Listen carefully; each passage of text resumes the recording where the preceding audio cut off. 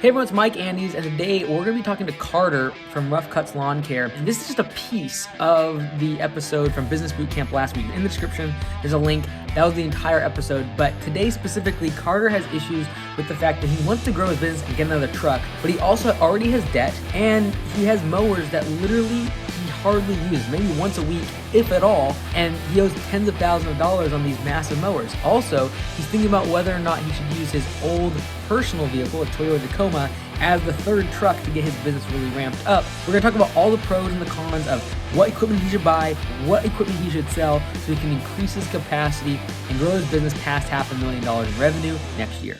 How have you been? Cool. Sorry. Good. Pretty good so far. My Wi-Fi might not be good as well, just because I'm on a hotspot. So I apologize if it cracks up a bit. No worries. I'm at a job site, so it might be the same. Very cool. Very cool. It's still light where you're at. Is that like what, 6:30? No, it's 5:30 your time. See, it's 8:30 my time, so I'm used to now the Eastern Standard Time. So. Oh yeah. Cool. How's those weeks been so far? Going good. First couple days were kind of slow. Just kind of like jobs that I've been needing to do but haven't, and just kind of smaller jobs that have left over that were from previous pricing and stuff. So it didn't really do too well the first 2 days. Wednesday and Thursday I did pretty good, and then today is going to be a really good day. Cool. And are we still on track this month, do you think, for 35 plus in terms of revenue? Yeah. So this week, like today, should be a $2,500 day. Yesterday was like almost 2,000, and then next week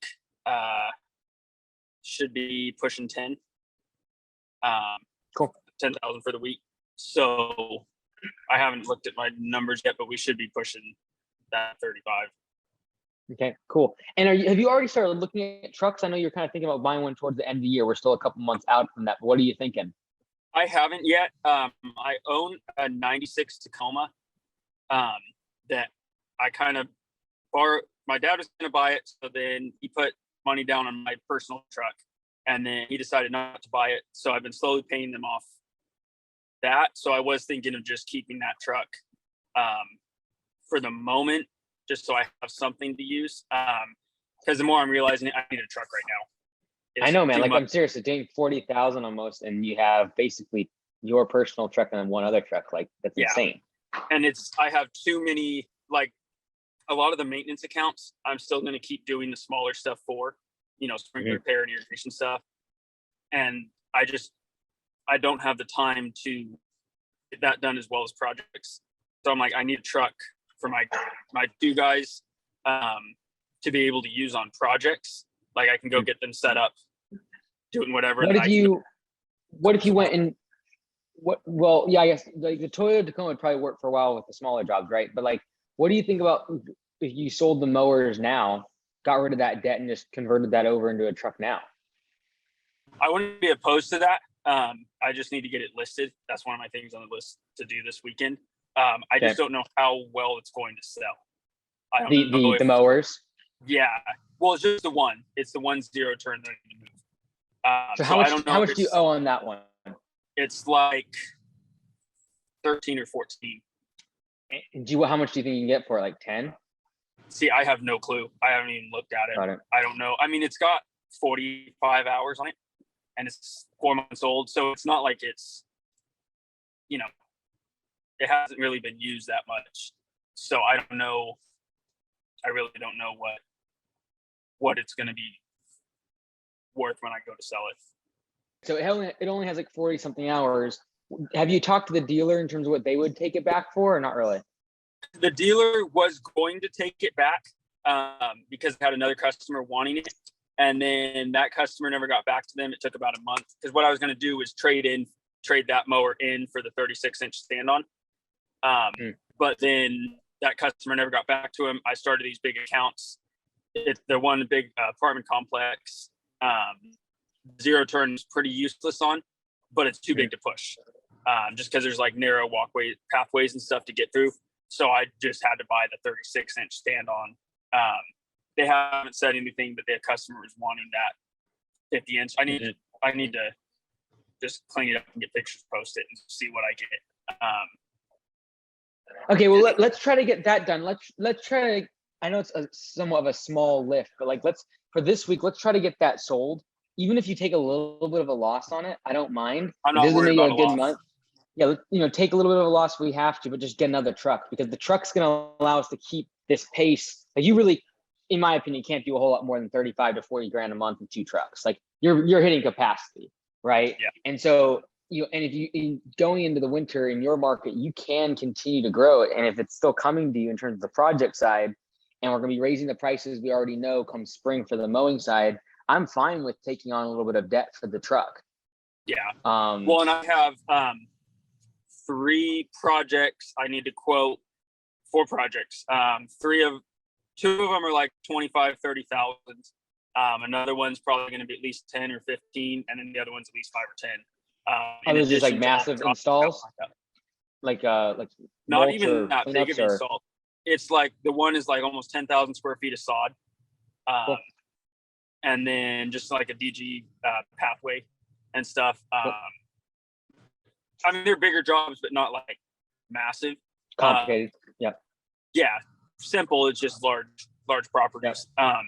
So I know I'm going to have,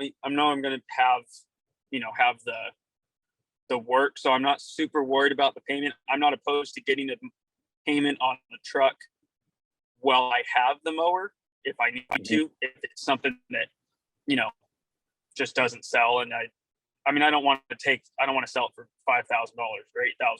That's just not something that I can do, because then I'm going to be, making monthly payments on something forever that I don't even own anymore. And once you sell it, they're not going to let you keep the debt. Like, you'll have to pay it off, right? So as soon as the asset is sold, they'll want payment for whatever's the balance of the loan, whatever company you're financing it with. Probably it's through Sheffield. But I mean, with mowers, there's no title, so I guess I don't know. Yeah, but it's secured debt. It's secured debt, right? So theoretically, like, it's against the law to sell it and not have that, because they would want to come collect on that if you ever didn't pay it. Okay. So you're gonna have to pay it off when. Yeah, because it's not like an unsecured line of credit or unsecured loan. They do have that as collateral. So you just don't want to be in the spot where they ask you, like, hey, we want pictures of our asset that we own. And you're like, oh, snap, right? So you're going to need to pay that. But even if it's a couple $1,000s less than what you owe on it that you get for it, next spring, like, a lot of these manufacturers are starting to get a lot of inventory in right now, and they're going to be bulking up on it over the winter. So I have a feeling you might actually get more for it now than you would next spring, especially if we go into any sort of like recession. Like, they're just all going to start slashing prices. And so your mower might be worth $2,000 to $3,000 more now compared to next spring if we wait. So, even if you did sell it for, 11, 12, and then you have to cover a little bit, just so that your debt to income ratio is good enough to where you're able to get the loan for the truck. Because that's probably my only concern, is they're going to be looking at debt to income ratio, and that potentially could, swing them in one direction. Yeah. Okay. But I think regardless, like, the way you're growing and the fact that, like, we know that we're going to be raising prices in February on the mowing side of things, I'm okay with you getting the truck now regardless, honestly. Okay. Yeah. Well, and actually that mower my dad bought, because at the time I still had a bunch of, it was like a month before I won that truck from Tigran. Yep. So selling it wouldn't really affect my credit at all. Selling it, getting it paid off for getting a new truck. Oh, I gotcha. So I'll just have to look into, I guess, and see if I, try to pre-qualify online and see how that goes. And at the very worst, we make the 96 Tacoma kind of work for a bit, like, if that's worst case scenario, maybe you make it, pretty it up a little bit, but like, if it can just pull a small trailer and do some small cleanups, and take the other project truck, that'd be helpful at least. But just about trying to increase capacity. Got it. Yeah, that's what I used for almost 2 years, was that Tacoma, and it worked great for me. But then once I realized I was going to be going into projects, it can't tow anything. So you could barely tow half a yard of concrete. I mean, Yeah. I needed a bigger truck. Can you use that? Can you use that for like, bush trimming and like simple stuff like that? Like, is there enough work for that to stay busy? Probably not. What I would probably do is, because I have a GMC or Chevy 1500, a 2013 that is for the maintenance. I would probably switch back to the Tacoma for the maintenance, have it pull a trailer, and then use the 1500 for projects at the moment. I don't know. We'll see. I mean, if the Tacoma's if I can sell the Tacoma fast enough, then I'll definitely go buy another truck. Just take the down, take whatever cash Like is left over and put it down. God, like if you sold the Tacoma and the mower, and then basically went and got a truck. Yeah, and even too, like, hey man, those 96 Tacomas, like, they're built like tanks. You literally could potentially use that as kind of your estimate truck until the day it dies. Yeah. And then small little projects here and there if you can, just to kind of ease up on the schedule. Yeah, because I really have nothing into it. I bought it for $6,000. Someone backed into the side of it, put a little dent, and I got $4,500 from that. So it's like, it's like $4,800. So I got $1,200 in the truck. I mean, the only downside is I borrowed money thinking it was going to be sold to my dad, and then now I owe them $10,000. Well, 8 now. So that's if it wasn't for owing that money, I would just be 100% for keeping it. Got it.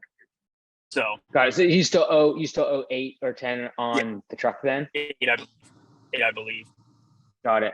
Yeah, like, I'm not opposed to trying to use it, because like I really believe in a year, there's a lot of these trucks are going to be worth a whole lot less when you're buying. If you could somehow make it work, even if it's till next February when we raise prices, it just a matter of, can you make it work, right? And I don't know how many, like, obviously Estimates is a great truck for that because you just got to get around somewhere. But in terms of actually, doing some work, you're going to need some, because at 40,000, you need 2 trucks out on the road doing work all day long, and that's like really stretching it. Yeah, no, totally. Okay.